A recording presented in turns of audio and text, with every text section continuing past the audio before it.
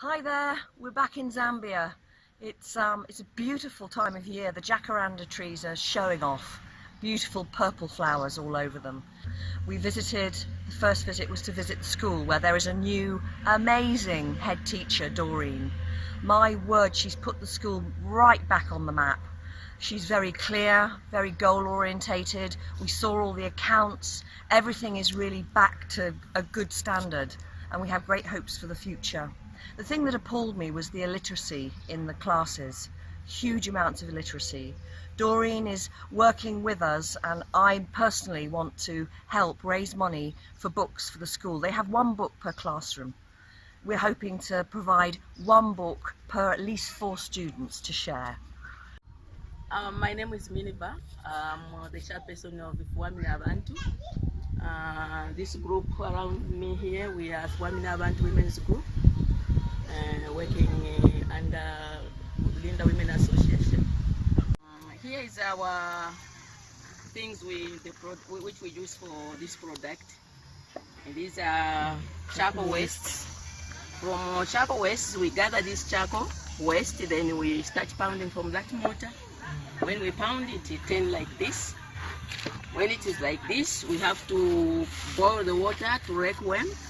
Not very hot, but lukewarm. Lukewarm, yeah. Yeah, then when we add cassava, this is cassava flour. Oh, yeah. We have to add cassava flour for the starch. Then we start now placing. These are the charcoal briquettes. We have to do like this. Oh, I see. Yeah. Then we take another one.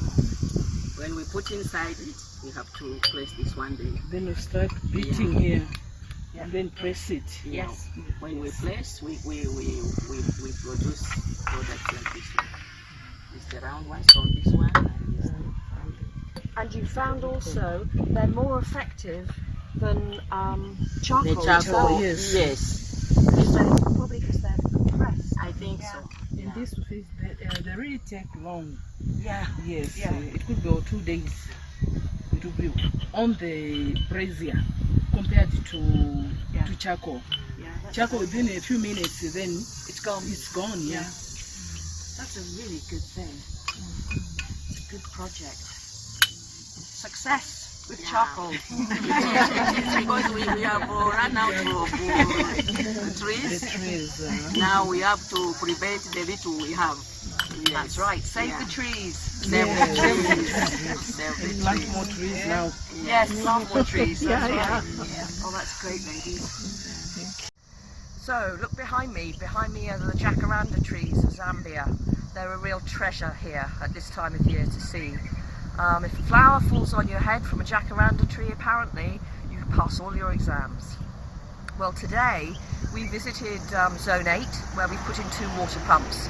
The team there are doing really well. They're very successful, in profit, hoping to grow even more vegetables from the water. They work very well with their community, and also they want to empower a women's group and have put in a funding request for sewing machines so these women can make school uniforms to sell.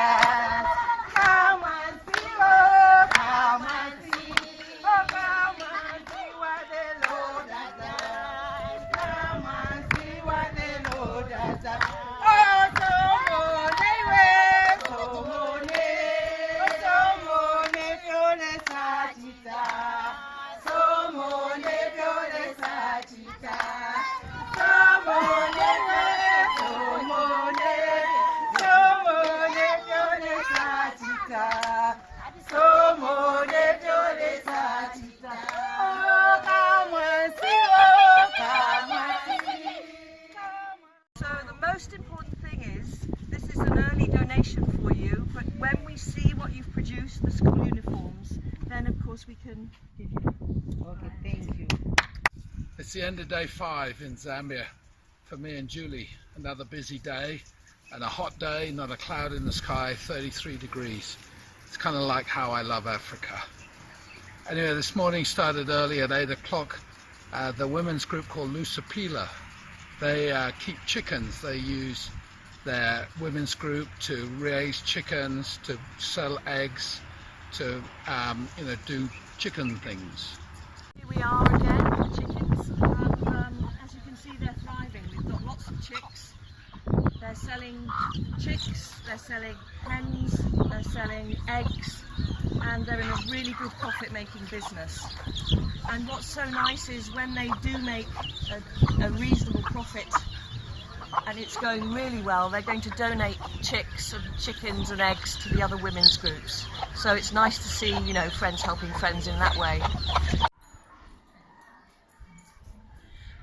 As a school would require the tables also. As you can see around, there are no tables, and more shelves where we can put our books. And I think we'd also need games. We want to keep our children very busy. If they are not on the book, at least they should have those educational games. We need those things too. And also a TV maybe where they can view, you know, educational programs would require that also. So there's a great need just here in the library, let alone for all the other huge requirements that this school needs to put it really on the map. There is great leadership now and a great staff team, so everything's in place for us ready to fulfill the vision for Linda School. So also on day 5 we visited a place that's really close to my heart, and a place where we've had a very long-term relationship in partnership with, and that is Chilanga Mother of Mercy Hospice. The hospice, however, walking in this afternoon was like a ghost town. The inpatients wards are now closed because there is no funding for it, and if it wasn't for Vision Zambia and the funding we're giving Sister Jeremiah at the hospice, then all the funding, there wouldn't be any funding to continue the work that they are doing. So we pay the salaries of the carers and the nurses there, the medical staff.